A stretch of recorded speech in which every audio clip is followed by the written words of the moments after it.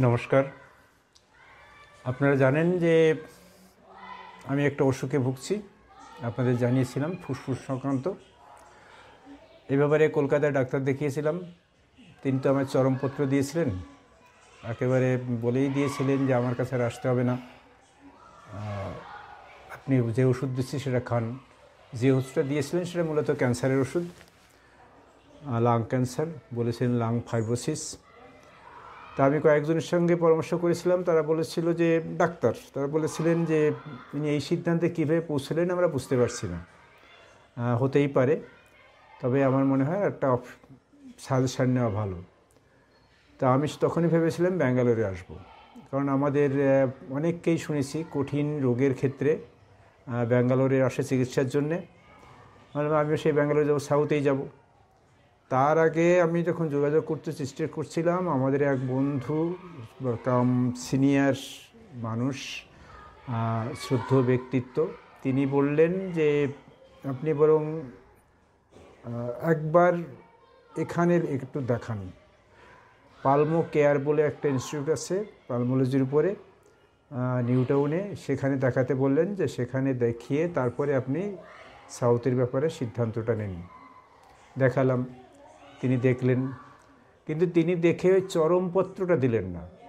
তিনি বললেন যে মনে হচ্ছে অত সিরিয়াস নয়, কিন্তু আমি এক্ষুনি কোনো সিদ্ধান্ত নিচ্ছি না, আমি সিদ্ধান্ত নেব আরও 3 মাস বা 3 মাস 3.5 মাস পরে আবার আপনি আসবেন, আবার স্ক্যান হবে, সিটি স্ক্যান কোথার থেকে করতে হবে বলে দিলেন, সেটি সিটি স্ক্যান করে নিয়ে আসবেন, আমরা তখন সিদ্ধান্ত নেব কী হয়েছে। তবে মনে হচ্ছে এটা ওই কোভিড সংক্রান্ত সমস্যা, অর্থাৎ 2021 সালে কোভিড হয়েছিল, সেই সংক্রান্ত সমস্যা, তারই রেশ রয়ে গেছে। এটা তিনি এই অবজারভেশনটা জানালেন। আগের ডাক্তারবাবু বলেছিলেন যে আপনার দিন শেষ, মানে তিনি বলেছিলেন আপনাকে আর আসতে হবে না, এই ওষুধটা যতদিন বেঁচে আছেন এই ওষুধটা খান। তার মানে আমাকে চরম নির্দেশ দিয়েছিলেন, ইনি সেটা বললেন না। কিন্তু ওর পরে আমরা ভাবলাম যে সেই সাউথে যখন কথা উঠলো, দুজন দুই রকম বললেন, একটু সাউথ থেকে দেখিয়ে আসি, যদি দ্বিতীয়জন ঠিক বলে তাহলে মনে একটু জোর পাবো। আসলে নিজের মৃত্যুর কথা ভাবতে গিয়ে খারাপই লাগে, কার ভালো লাগে? আত্মীয়স্বজন সবাই থাকতে, পরিজন থাকতে, এই অবস্থায় ভাবা যায় না, কষ্ট হয়।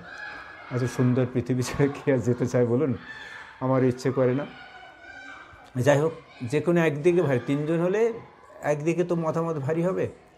আমি ব্যাঙ্গালোরে এসেছি, এখানে দেখিয়েছি মণিপাল হাসপাতালে। মণিপাল হাসপাতাল প্রথম, যে এখানে 3-4টে আছে মণিপালের হাসপাতাল আছে, তার ভিতর প্রথম যেটা হয়েছিল হ্যালের পাশে, হ্যাল যে এলাকা, সেখানে দেখালাম, খুব ভালো ব্যবস্থা। আমি কিছু ছবি টবি আপনাদের দেখাবো এর পরে সবার শেষে, কিন্তু সেটা তো কোনো বক্তব্য বিয়ার করে না। যেমন ভালো ব্যবস্থা বলতে কি বুঝি, আমি বাংলা বুঝি, হিন্দি বা ইংরাজি বুঝি না, সেই জায়গাতে কী হবে দেখবেন, আপনি হাসপাতালে ঢোকার সঙ্গে সঙ্গে আপনাকে বলে দেবে আপনি কোন ডিপার্টমেন্টে দেখাতে চান, কী বিষয়ে দেখাচ্ছেন, আপনাকে সে জায়গাটা তারা দেখিয়ে দেবে। আর সেখান যেতে দেখবেন যে মাঝে মাঝে হাসপাতালের পোশাক পরে কিছু ছেলে বা মেয়ে দাঁড়িয়ে আছে। আমি ভাবছিলাম প্রথম দিনে ভালো, এটা বোধহয় এমনি এরা ঘোরাফেরা করে, দাঁড়িয়েছে, ফোনে কথা বলছে। কিন্তু দ্বিতীয় দিনে বুঝলাম যে না, এটা বোধহয় পরিকল্পিত ব্যাপার, কারণ নির্দিষ্ট জায়গায় একটা ছেলে বা মেয়ে দাঁড়িয়ে আছে, পোশাক পরা, সে দাঁড়িয়ে আছে, সে আপনার কোনো প্রশ্ন থাকলে প্রশ্ন করলে সে জবাবটা দিচ্ছে। অর্থাৎ পরিষেবা, আপনাকে তাৎক্ষণিক যে পরিষেবা কী করতে হবে না হবে, আপনি খুঁজবেন, লোক খুঁজবেন, আমি এটি জিজ্ঞেস করবো কোথায় যাবো, কী করবো, দেখি এটা লোক আছে কি না, চারিদিকে খুঁজবো, সেই খোঁজাখুঁজি না, তারাই দাঁড়িয়ে আছে, আপনি সেখানে গিয়ে বললে তারা আপনাকে সমাধানটা বলে দেবে কোন দিকে যেতে হবে। 1 নম্বর পরিষেবার দিক। দ্বিতীয় দিক হচ্ছে, তারপরে ডাক্তার প্রথমে একজন ডাক্তার দেখলেন, তার আগে নাম রেজিস্ট্রেশন ইত্যাদি করতে হয়, আমি অত ডিটেলসে যাচ্ছি না। দেখলেন, সেই দেখে তারপরে কিছু এক্স-রে করার কথা বললেন, কিছু টেস্ট করার কথা বললেন। আমার ক্ষেত্রে সিটি স্ক্যানের ক্ষেত্রে বলেছিলেন লাগবে না, কলকাতার সিটি স্ক্যানে হয়ে যাবে। কিন্তু এইটা পরে একটা সমস্যা হয়েছে, আমি যখন সিনিয়র ডাক্তারের কাছে গিয়েছিলাম তিনি বললেন না, এটা হবে না, আমি যেটা চাইছি বুঝতে পারছি না, আমাকে আবার একটা সিটি স্ক্যান করতে হবে। ফলে আমার একদিনের জায়গায় 2 দিন লেগে গেল। অর্থাৎ দ্বিতীয় দিনে আমাকে যেতে হলো। কিন্তু দ্বিতীয় দিনে অর্থাৎ 1.5 দিনে আমি মোটামুটি একটা সিদ্ধান্তে পৌঁছে গেলাম। তিনিও বললেন, ওই কলকাতায় পালমো কেয়ারে ডাক্তারবাবু যেটা বলেছেন সেটাই বললেন, না সিরিয়াস কিছু নয়। উনি ফুসফুসের যে এক্স-রে দেখিয়ে বললেন বাড়িয়ে কমিয়ে, হ্যাঁ, এখানে যে সাদা সাদা অংশ দেখছেন এটা যখন আপনার কোভিড হয়েছিল তখন এটা ফুসফুস ভর্তি ছিল, এইটা ফাইব্রোসিস, এটা কমে দেখুন এখন সামান্য আছে, ধারে ধারে কিছু আছে, এইটাই এখন আছে, কিন্তু এটা খতরনাক নয়। এই শব্দটা তিনি হিন্দি শব্দ ইউজ করলেন 2-3 বার, যে এটা খতরনাক কিছু নয়, অর্থাৎ খারাপ কিছু নয়, এটা নয়, এটা ওষুধ দিচ্ছি, আপনি আবার 6 মাস পরে আসবেন, আবার বাকিটা তখন বলবো। এক্ষেত্রে কলকাতার সঙ্গে ওনার কথার একটা ভীষণ মিল আছে, কিন্তু এখানে অনেক সিদ্ধান্তই জানেন যে খতরনাক নয় এটা বলতে পারে, অর্থাৎ উনি যেমন বলেছিলেন খতরনাক, ইনি কিন্তু সেইটা বললেন না।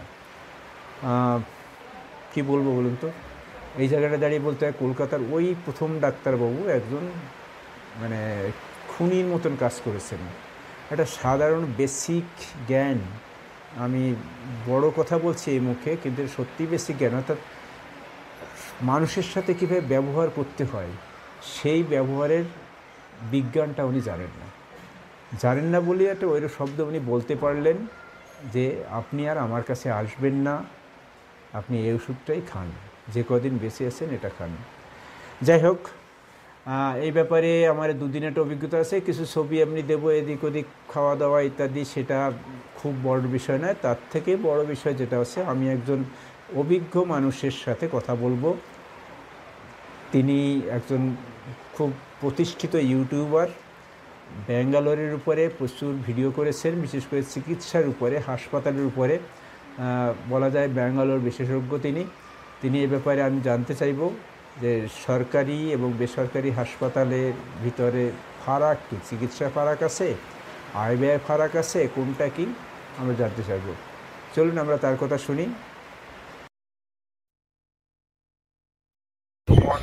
বিশ্বাসকে আপনারা তাকে অনেকেই চিনে থাকবেন, তিনি একটা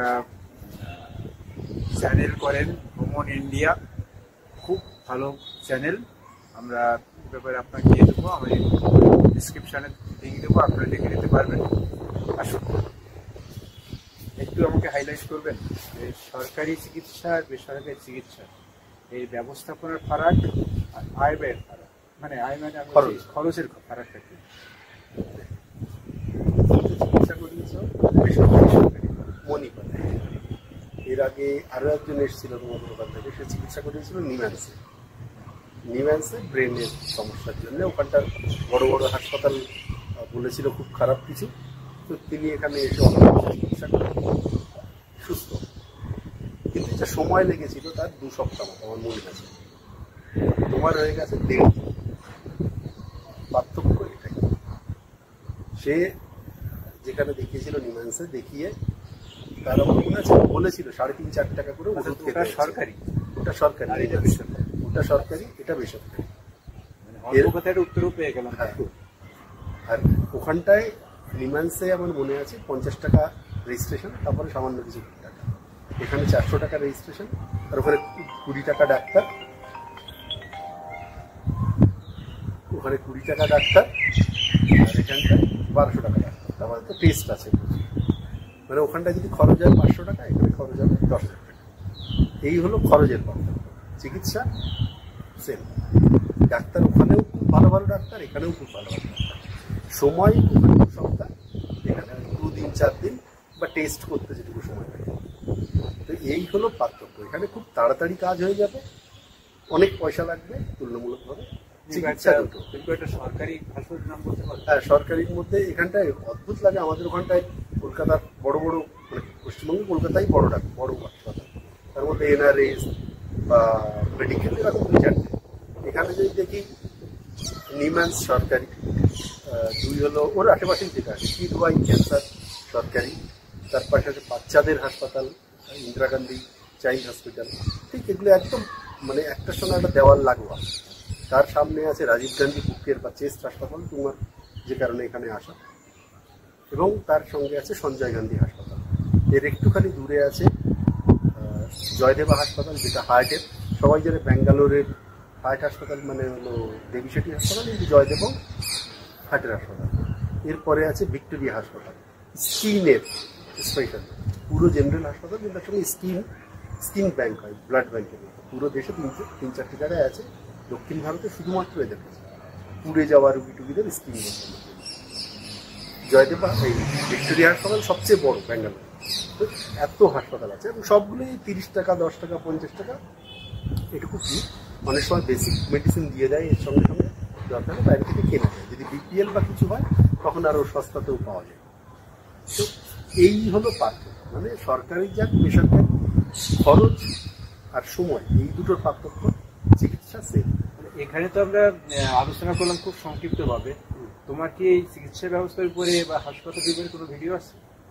প্রচুর আছে। এক তো ভ্রমণ ইন্ডিয়াতে হসপিটাল অ্যান্ড মেডিকেল চ্যানেলে আছে, অথবা নতুন একটা চ্যানেলই করেছে হসপিটাল অ্যান্ড মেডিকেল।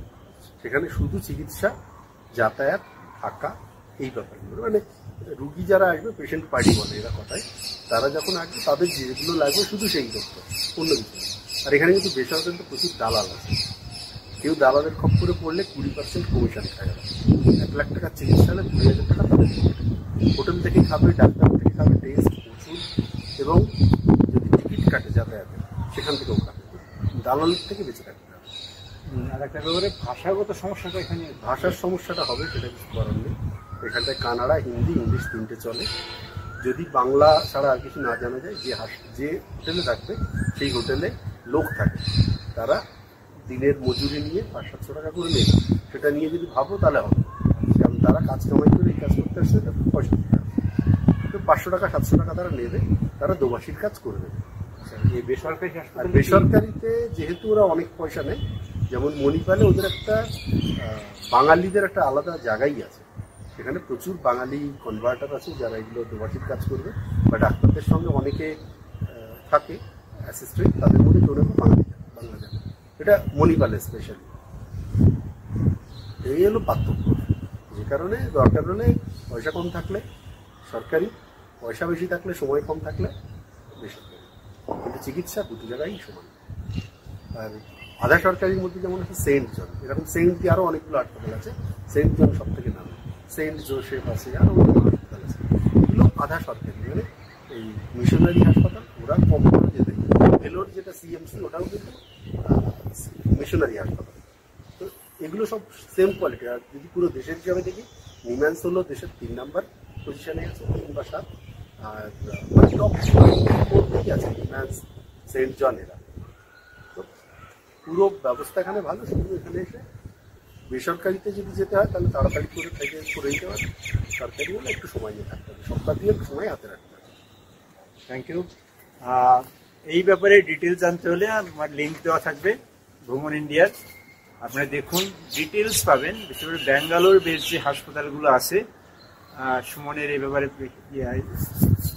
ভিডিওগুলো আছে, দেখলে আপনার ধারণা পরিষ্কার হয়ে যাবে। থাকা, খাওয়া, যাতায়াত ইত্যাদি সব কিছুর ব্যাপারে হাইলাইট করেছে। ভালো থাকবেন।